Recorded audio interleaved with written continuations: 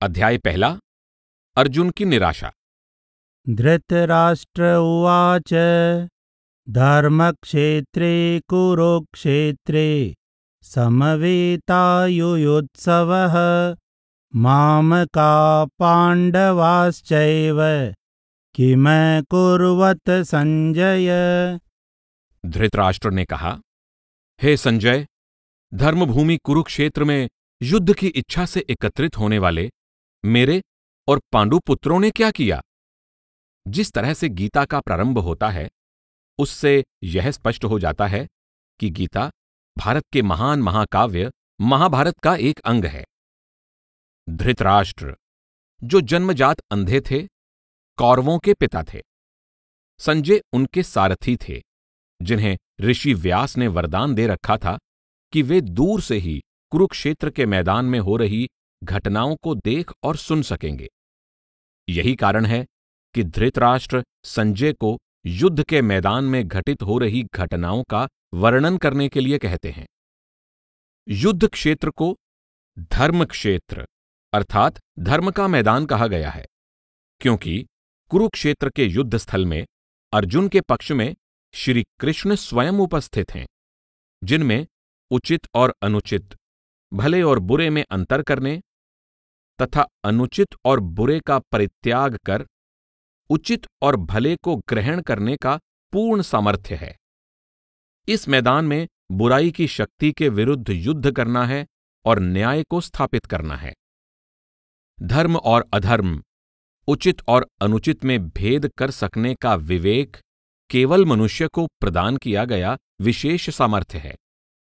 ध्यान दें कि भले और बुरे में भेद कर सकने की शक्ति को विवेक भी कहा जाता है।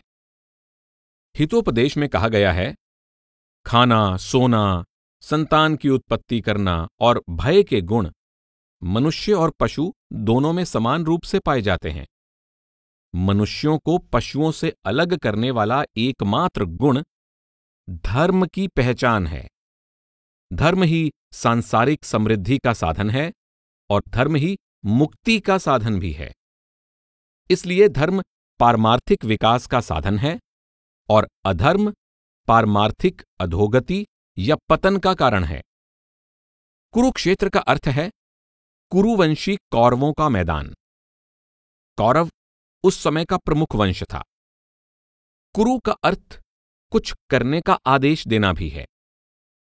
मनुष्य जन्म में मानव को उचित धर्म का पालन करने के लिए कहा जाता है। ऐसा करने से वह अपने पिछले किए हुए कर्मों का हिसाब समाप्त करके मनुष्य जन्म के मूल उद्देश्य की पूर्ति कर सकता है। गीता का यह पहला अध्याय बाद के अध्यायों में होने वाले पवित्र वार्तालाप की भूमिका है। उन अध्यायों में श्री कृष्ण गुरु के रूप में अपने शिष्य अर्जुन को सदाचार और परमार्थ का आवश्यक उपदेश देते हैं, जिससे वह संसार में अपने धर्म या कर्तव्य का पालन करता हुआ परमात्मा की प्राप्ति का उच्चतम उद्देश्य भी पूरा कर सके।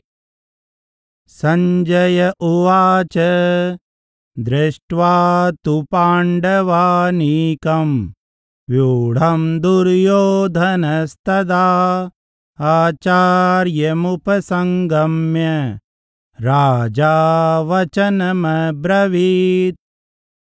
संजय ने कहा, तब अर्थात उस समय व्यूह रचना युक्त पांडवों की सेना को देखकर दुर्योधन ने द्रोणाचार्य के पास जाकर यह वचन कहा। द्रोणाचार्य दोनों पक्षों के राजकुमारों को युद्ध कला सिखाने वाले आचार्य थे, परंतु उन्होंने राज्य सत्ता के स्वामी दुर्योधन का साथ दिया था। पश्येतां पाण्डुपुत्राणाम् आचार्य महतीं चमूं व्यूढां द्रुपदपुत्रेण तव शिष्येण धीमता। हे आचार्य, आपके बुद्धिमान शिष्य द्रुपद पुत्र धृष्टद्युम्न द्वारा व्यूह रचना से युक्त खड़ी की हुई पांडु पुत्रों की इस बड़ी भारी सेना को देखिए। पंचाल देश के राजा द्रुपद पांडव भाइयों का ससुर था और उसका पुत्र धृष्टद्युम्न पांडवों की सेना का सेनापति था।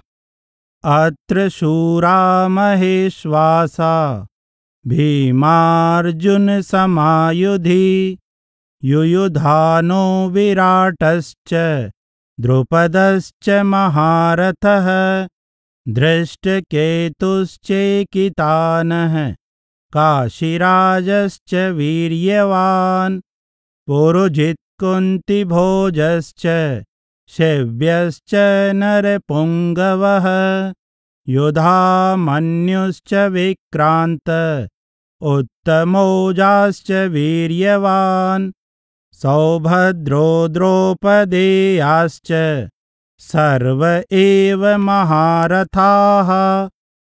इस सेना में बड़े बड़े धनुर्धर तथा युद्ध में लड़ने वाले भीम और अर्जुन के समान शूरवीर युयुधान यानी सात्यकी और विराट तथा महारथी राजा द्रुपद, धृष्टकेतु और चेकितान तथा बलवान काशीराज, पुरुजित, कुंतीभोज और मनुष्यों में श्रेष्ठ शैब्य, पराक्रमी युधामन्यु तथा बलवान उत्तमौजा, सुभद्रा पुत्र अभिमन्यु एवं द्रौपदी के 5 पुत्र, ये सभी महारथी हैं।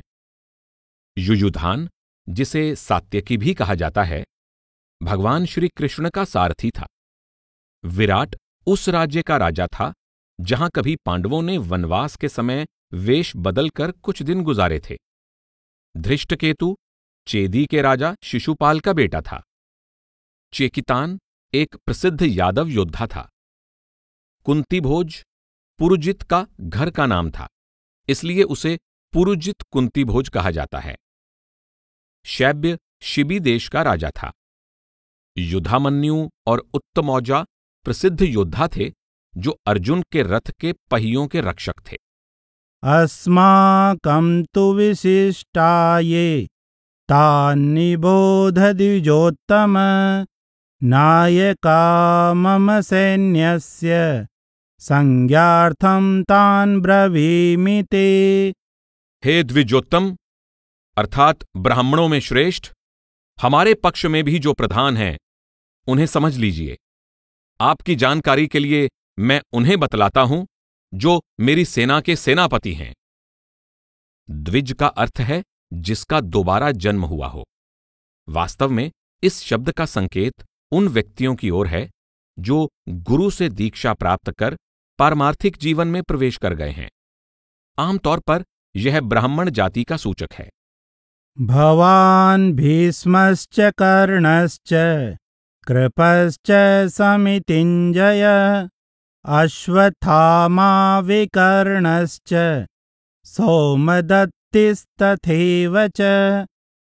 मेरी सेना में आप और भीष्म तथा कर्ण, संग्राम विजयी कृपाचार्य तथा अश्वत्थामा, विकर्ण तथा सोमदत्त का पुत्र भूरिश्रवा जैसे योद्धा हैं। भीष्म पितामह ऐसे ऋषि योद्धा हैं जिन्होंने धृतराष्ट्र और पांडु दोनों का ही पालन पोषण किया। कर्ण अर्जुन का ज्येष्ठ भ्राता यानी भाई था। कृपाचार्य द्रोणाचार्य के साला थे। अश्वत्थामा द्रोणाचार्य का पुत्र था। विकर्ण धृतराष्ट्र के 100 पुत्रों में से तीसरा पुत्र था। सोमदत्त का पुत्र था जो बहालीक का राजा था। अन्ये च बहवः शूरा मदर्थे त्यक्तजीविताः नानाशस्त्रप्रहरणाः सर्वे युद्धविशारदा। इनके सिवा मेरे लिए अपने जीवन को त्याग देने के लिए तैयार अन्य भी बहुत से शूरवीर हैं जो अनेक प्रकार के हथियारों से सुसज्जित और सब के सब युद्ध में निपुण हैं। अपर्याप्तं तदस्माकं बलं भीष्माभिरक्षितं पर्याप्तं त्विदमे तेषां बलं भीमाभिरक्षितं। भीष्म पितामह द्वारा रक्षित हमारी सेना असीमित है जो किसी प्रकार से नहीं जीती जा सकती, और भीम द्वारा रक्षित इन लोगों की यह सेना सीमित है जो सहज ही जीती जा सकती है। अयनेषु च सर्वेषु यथा भागमवस्थिता भीष्ममेवाभिरक्षन्तु भवन्तः सर्व एव हि। इसलिए सभी मोर्चों पर अपनी अपनी जगह स्थित रहते हुए आप सभी लोग केवल भीष्म पितामह की ही सब ओर से रक्षा करते रहें। महाभारत के भीष्म पर्व में दुर्योधन भीष्म पितामह को विशेष सुरक्षा दिए जाने के अपने आदेश का कारण बतलाता है। भीष्म एक ऐसे महान योद्धा थे जो बड़े बड़े भयंकर योद्धाओं का अकेले ही युद्ध क्षेत्र में मुकाबला कर सकते थे, परंतु बाल ब्रह्मचारी होने के कारण उन्होंने प्रतिज्ञा कर रखी थी कि वे औरत का सामना नहीं करेंगे। इसी कारण उनकी यह प्रतिज्ञा थी कि वे शिखंडी के साथ युद्ध नहीं करेंगे। शिखंडी पांडवों की सेना का एक योद्धा था, जिसके बारे में कहा जाता है कि वह लड़की के रूप में पैदा हुआ था, परंतु बाद में एक यक्ष के वरदान से लड़का बन गया। ऐसा कहा गया है, यदि सबसे शक्तिशाली शेर का संरक्षण ना किया जाए तो कभी कभी भेड़िया भी उसे मार सकता है। इसलिए भीष्म जैसे शेर योद्धा का शिखंडी जैसी लोमड़ी से बचाव करना आवश्यक था। यह सब जानते हैं कि महाभारत के युद्ध में भीष्म शिखंडी द्वारा ही घातक रूप से घायल किए गए थे। तस्य संजनयन् हर्षं कुरु वृद्ध पितामहः सिंहनादं विनद्योच्चै शंखं दद्मो प्रतापवान्। कुरुवंश के वयोवृद्ध प्रतापी पितामह भीष्म ने उस दुर्योधन के हृदय में हर्ष उत्पन्न करते हुए सिंह के समान गर्जन करके उच्च स्वर में अपना शंख बजाया, जिसका भाव है कि वे युद्ध के लिए तैयार हैं। ततः शंखाश्च भैर्यश्च प्रणवानक गोमुखाः सहसेवाभ्यहन्यन्त सशब्दस्तुमुलोऽभवत्। इसके पश्चात शंख और नगारे तथा ढोल, मृदंग और नरसिंघे आदि बाजे एक साथ ही बज उठे। इन सभी की आवाज बहुत भयंकर थी। ततः श्वेतैर्हयैर्युक्ते महति स्यन्दने स्थितो माधव पाण्डवश्चैव दिव्यौ शंखौ प्रदद्मतुः। इसके अनंतर श्वेत घोड़ों से युक्त उत्तम रथ में बैठे हुए श्री कृष्ण और अर्जुन ने भी अपने अपने अलौकिक शंख बजाए, जिसका भाव है कि वे भी युद्ध के लिए तैयार हैं। पांचजन्यं ऋषिकेशो देवदत्तं धनंजयः पौंड्रं दद्मो महाशंखं भीमकर्मावृकोदरः। श्री कृष्ण ने अपना पांचजन्य नामक शंख, अर्जुन ने अपना देवदत्त नामक तथा भयंकर कर्म करने वाले वृकोदर भीम ने अपना पौंड्र नामक महाशंख बजाया। वृकोदर का शाब्दिक अर्थ है घड़ियाल के पेट वाला। भीम को बहुत अधिक भूख लगने के कारण उन्हें वृकोदर कहा जाता था। अनंत विजयं राजा कुंतीपुत्रो युधिष्ठिरः नकुलः सहदेवश्च सुघोषमणिपुष्पकौ। कुंतीपुत्र राजा युधिष्ठिर ने अनंत विजय नामक तथा नकुल और सहदेव ने क्रमशः सुघोष एवं मणिपुष्पक नामक शंख बजाए। पांचों पांडु पुत्रों में युधिष्ठिर सबसे बड़े थे। नकुल और सहदेव क्रमशः पांडु के चौथे और पांचवें पुत्र थे। कास्यश्च परमेश्वास शिखंडी च महारथः धृष्टद्युम्नो विराटश्च सात्यकिश्चापराजितः द्रुपदो द्रौपदेयाश्च सर्वश पृथिवीपते सौभद्रश्च महाबाहु शंखान् दद्मु पृथक् पृथक्। हे राजन, श्रेष्ठ धनुष वाले काशी नरेश और महारथी शिखंडी, धृष्टद्युम्न तथा राजा विराट और अजय सात्यकी राजा द्रुपद, द्रौपदी के 5 पुत्र और शक्तिशाली भुजाओं वाले सुभद्रा और अर्जुन के पुत्र अभिमन्यु, इन सभी ने सब ओर से अलग अलग शंख बजाए। प्राचीन काल में युद्ध की तैयारी की सूचना देने के लिए शंख बजाए जाते थे। शंख बजाने का भाव होता था, युद्ध के लिए तैयार हैं। सघोषो धार्तराष्ट्राणाम् हृदयानि व्यधारयत् नभश्च पृथिवीं चैव तुमुलो व्यनुनादयन्। उस भयानक शब्द ने आकाश और पृथ्वी को गुंजायमान करते हुए धृतराष्ट्र के पुत्रों यानी कौरवों के हृदय को विदीर्ण कर दिया। अथ व्यवस्थितान् दृष्ट्वा धार्तराष्ट्रान् कपिध्वजः प्रवृत्ते शस्त्रसम्पाते धनुरुद्यम्य पाण्डवः ऋषिकेशं तदा वाक्यम् इदमाह महीपते। अर्जुन उवाच सेनयोरुभयोर्मध्ये रथं स्थापयमेच्युत। हे राजन, इसके बाद कपिध्वज अर्जुन ने मोर्चा बांधकर डटे हुए धृतराष्ट्र के पुत्रों को देखकर उस शस्त्र चलने की तैयारी के समय धनुष उठाकर श्री कृष्ण महाराज से यह वचन कहा, हे अच्युत, मेरे रथ को दोनों सेनाओं के बीच में खड़ा कीजिए। यावदेतान् निरीक्षेऽहं योद्धुकामानवस्थितान् कैर्मया सह योद्धव्यम् अस्मिन् रणसमुद्यमे। ताकि मैं युद्ध क्षेत्र में डटे हुए युद्ध के अभिलाषी इन विपक्षी योद्धाओं को भली प्रकार देख सकूं कि इस युद्ध कार्य में मुझे किन किन के साथ युद्ध करना है। योत्स्यमानान् वेक्षेऽहं यएतेऽत्र समागताः धार्तराष्ट्रस्य दुर्बुद्धे युद्धे प्रियचिकीर्षवः। दुर्बुद्धि दुर्योधन का युद्ध में हित चाहने वाले जो ये राजा लोग यहां आए हैं, उन युद्ध करने वालों को मैं देख लूं। संजय उवाच एवमुक्तो ऋषिकेशो गुडाकेशेन भारत सेनयोरुभयोर्मध्ये स्थापयित्वा रथोत्तमम् भीष्मद्रोणप्रमुखतः सर्वेषां च महीक्षिताम्।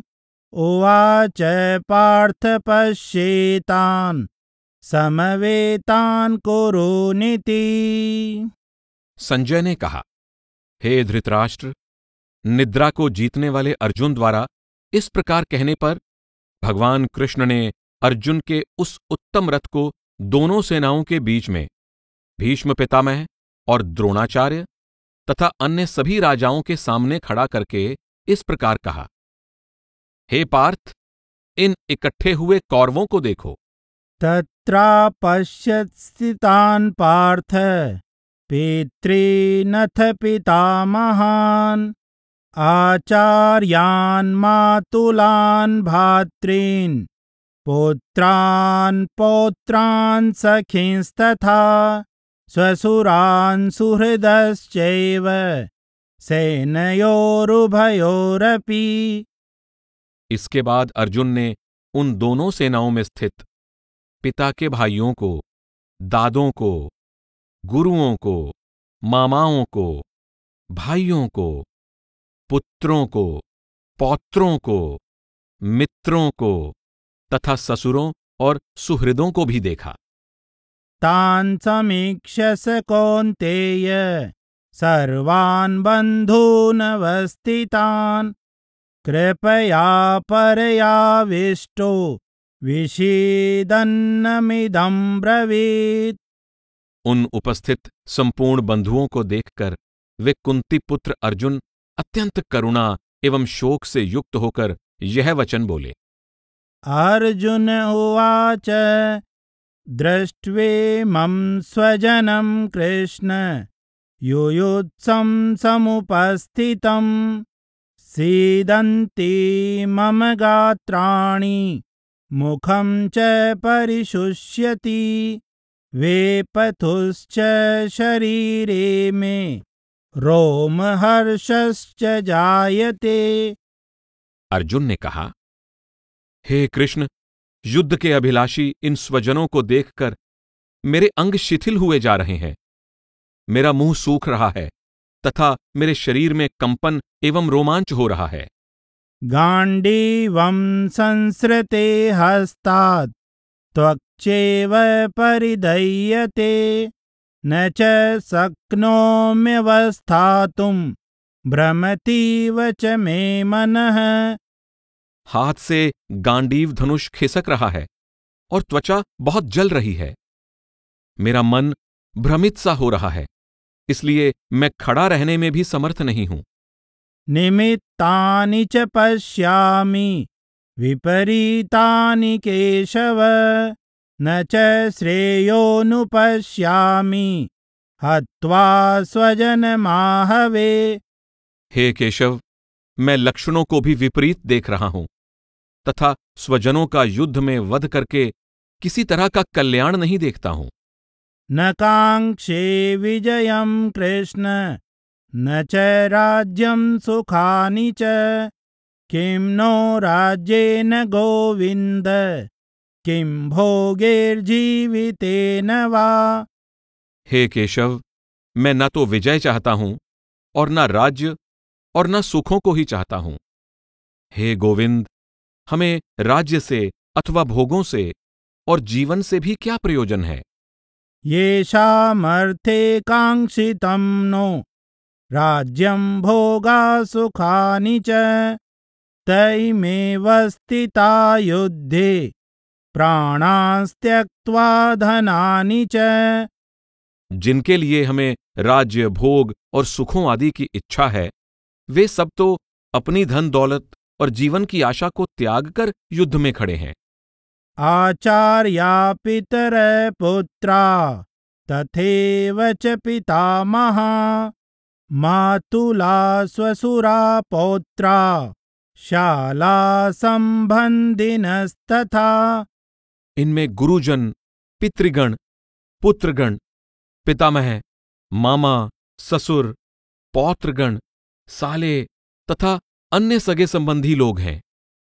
एतान्न हन्तुमिच्छामि ज्ञतोऽपि मधुसूदन अपि त्रैलोक्यराज्यस्य हेतो किं नु महि कृते। हे मधुसूदन, मुझे मारने पर भी अथवा तीनों लोकों के राज्य के लिए भी मैं इन सबको मारना नहीं चाहता। पृथ्वी के लिए तो कहना ही क्या, युद्ध के लिए तैयारियां तो काफी समय पहले से ही चल रही थीं और अर्जुन को शत्रु सेना के योद्धाओं की तरह पता था कि उसे रणभूमि में किसके साथ युद्ध करना है। परंतु अपनी आंखों से प्रत्यक्ष रूप में उन अपने सगे संबंधियों को एक साथ युद्ध के लिए आए देखकर वह अति संवेदनशील हो गया और भावावेश में आ गया। उसके भावपूर्ण हृदय के अंदर तीव्र आघात का अनुभव हुआ। एक योद्धा होने के नाते वह रण क्षेत्र में शत्रुओं को मारने के विरुद्ध नहीं था, परंतु वह अपने ही कुल के लोगों की, जिनमें पितृगण, पितामह, मामा, चाचा, ससुर, साले तथा अन्य माननीय आचार्य लोग थे, हत्या करने के विरुद्ध था। ऐसे भयंकर संकट और संताप की घड़ी में कुछ लोग सांसारिक जीवन का त्याग कर देते हैं। अर्जुन के मन की भी ऐसी ही दशा थी। निहत्य धार्तराष्ट्रान्न का प्रीति स्यात् जनार्दन पापमेवाश्रयेदस्मान् हत्वेतानाततायिनः। हे जनार्दन, धृतराष्ट्र के पुत्रों अर्थात कौरवों को मारकर हमें क्या प्रसन्नता होगी। इन आतताइयों को मारकर हमें पाप ही लगेगा। तस्मान्नर्हा वयं हन्तुं धार्तराष्ट्रान् स्वबान्धवान् स्वजनं हि कथं हत्वा सुखिनः स्याम माधव। इसलिए हे माधव, अपने ही बांधव धृतराष्ट्र के पुत्रों को मारना हमारे लिए उचित नहीं है, क्योंकि अपने ही कुटुंब को मारकर हम कैसे सुखी होंगे। यहां यह ध्यान देने योग्य है कि अर्जुन ने स्वयं ही कौरवों को आतताई यानी जघन्य अपराधी कहा है। वशिष्ठ स्मृति में कहा गया है कि जो आग लगाने वाला है, विष देने वाला है, हथियार से आक्रमण करने वाला, दूसरों का धन लूटने वाला, दूसरों की भूमि हड़पने वाला तथा दूसरों की बहु बेटियों का अपहरण करने वाला है, ये 6 प्रकार के लोग घोर अपराधी माने जाते हैं। कौरवों ने केवल एक ही नहीं बल्कि 6 के 6 जघन्य अपराध किए थे। जैसा कि महाभारत में कहा गया है, जिस घर में पांडवों का निवास था, कौरवों ने उसे जला दिया। उन्होंने भीम को विष खिला दिया, पांडवों से उनका राज्य हड़प लिया, राजदरबार में खुलेआम पांडवों की पत्नी का निरादर किया और अब पांडवों पर हथियारों सहित आक्रमण करने की योजना बना ली है। मनुस्मृति में स्पष्ट रूप से कहा गया है, चाहे कोई आचार्य हो, बच्चा या बूढ़ा हो, या बहुत बड़ा विद्वान ब्राह्मण हो, पर यदि वह जघन्य अपराधी या आतताई है तो उसे बिना विचार किए मार डालना चाहिए। जघन्य अपराधी को मारने में पाप नहीं होता। यद्यप्येते न पश्यन्ति लोभोपहत चेतसः कुलक्षये कृतं दोषं मित्रद्रोहे च पातकम् कथं न ज्ञेयमस्माभिः पापादस्मान्निवर्तितुम् कुलक्षये कृतं दोषं प्रपश्यद्भिर्जनार्दन। यद्यपि लोभ से भ्रष्टचित्त हुए ये लोग कुल के विनाश से उत्पन्न दोष को और मित्रों से विरोध करने में होने वाले पाप को नहीं देखते, तो भी हे जनार्दन, कुल के नाश से उत्पन्न दोष को ठीक से जानने वाले हम लोगों को इस पाप से हटने के लिए क्यों नहीं विचार करना चाहिए। कुलक्षये प्रणश्यन्ति कुलधर्मा सनातना धर्मे नष्टे कुलं कृत्स्नम् अधर्मोऽभिभवत्युत। कुल के नाश से सनातन कुल धर्म नष्ट हो जाते हैं और धर्म के नाश होने पर अधर्म अर्थात पाप संपूर्ण कुल को दबा लेता है। अधर्माभिभवात् कृष्ण प्रदुष्यन्ति कुलस्त्रियः स्त्रीषु दुष्टासु वार्ष्णेय जायते वर्णशंकरः। हे कृष्ण, पाप के अधिक बढ़ जाने से कुल की स्त्रियां दूषित हो जाती हैं, और हे वार्ष्णेय, स्त्रियों के दूषित हो जाने पर वर्ण संकर उत्पन्न होता है। शंकरो नरकायैव कुलघ्नानां कुलस्य च पतन्ति पितरो येषां लुप्तपिण्डोदकक्रियाः। वर्ण संकरता कुल घातियों को और कुल को नरक में ले जाने का कारण बनती है, क्योंकि उनके पितर लोग पिंड और जल क्रिया के लुप्त अर्थात नष्ट हो जाने के कारण अधोगति को प्राप्त होते हैं।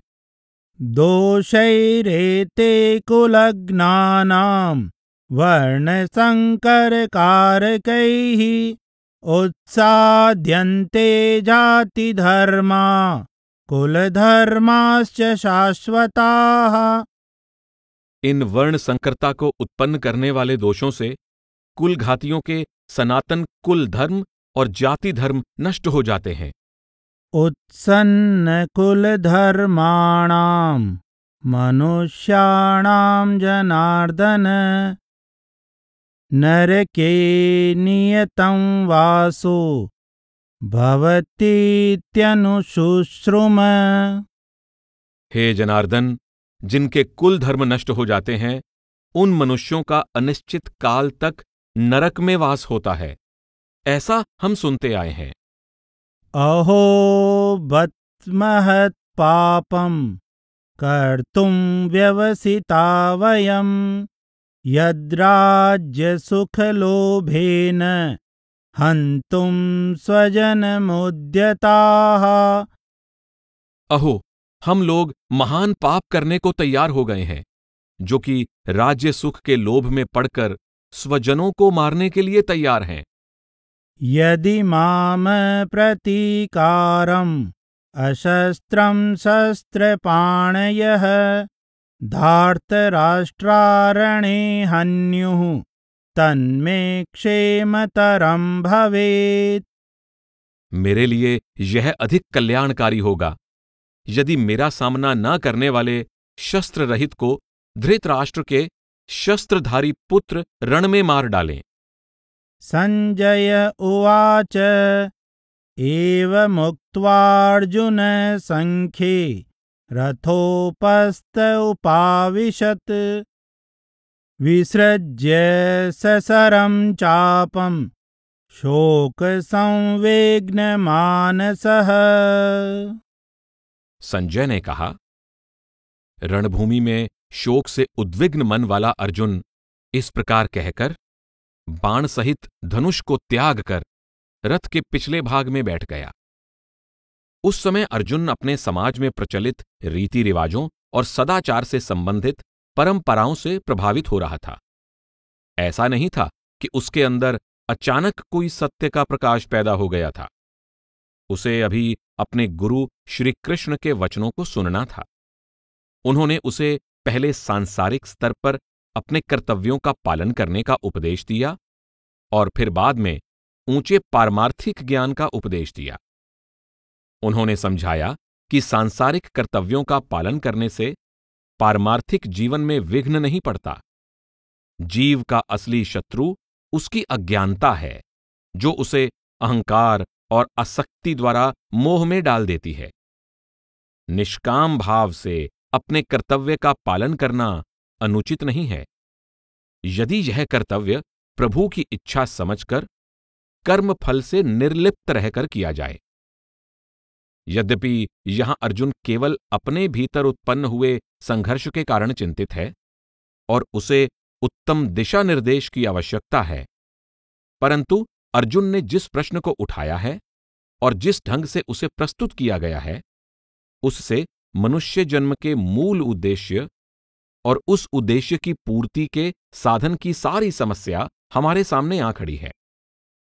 गीता के शेष अध्यायों में श्री कृष्ण स्पष्ट रूप में समझाते हैं कि किस तरह मनुष्य को अपने कर्तव्य का पालन करते हुए अपना पारमार्थिक उद्देश्य पूरा करना चाहिए। सांसारिक कर्तव्यों का पालन और आध्यात्मिक साधना के अभ्यास को एक दूसरे का विरोधी नहीं समझना चाहिए। इस तरह से गीता के पहले अध्याय में उठाया गया प्रश्न निष्काम कर्म या कर्मयोग के समस्त उपदेश का आधार बन जाता है। इस प्रकार भगवत गीता रूपी उपनिषद, जो परम सत्य का विज्ञान, योग का धर्म ग्रंथ तथा श्री कृष्ण और अर्जुन के बीच हुआ संवाद है, उसका अर्जुन की निराशा नामक पहला अध्याय समाप्त होता है।